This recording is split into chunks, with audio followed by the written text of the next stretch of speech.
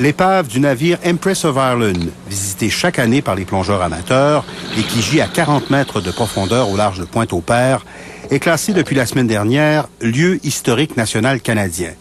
Parc Canada veut ainsi souligner l'importance historique de la plus grande tragédie maritime de l'histoire du pays, qui a fait plus d'1 millier de morts le 29 mai 1914. Il y a environ 1600 désignations à travers le pays, des sites, des événements, des personnages qui ont été reconnus par le gouvernement du Canada comme étant d'importance historique nationale.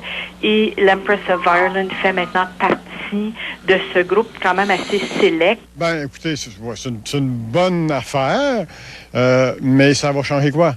Mais au site maritime de la Pointe-au-Père, on n'est guère impressionné par cette désignation.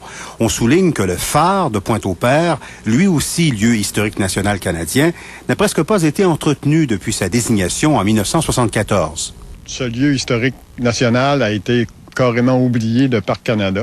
Le phare est en piteux état, il n'a pas été peinturé depuis 30 ans. Les bâtiments qui l'accompagnent, les maisons du gardien, les fenêtres, c'est pourri. Donc oui, on peut désigner n'importe quoi, mais il faut après ça s'en occuper. Chez Parc Canada, on explique que la désignation de lieu historique permettra de mieux faire connaître l'épave à travers le pays.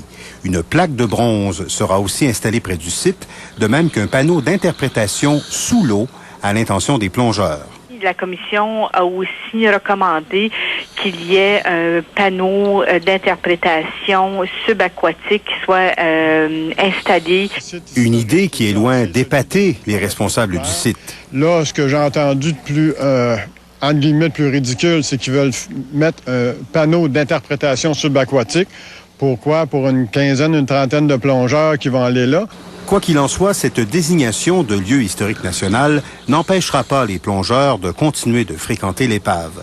Et depuis que le gouvernement québécois a classé le site bien historique et archéologique il y a 10 ans, il est déjà interdit d'y prélever quoi que ce soit ou de profaner ce qui constitue depuis 95 ans le tombeau des victimes du naufrage.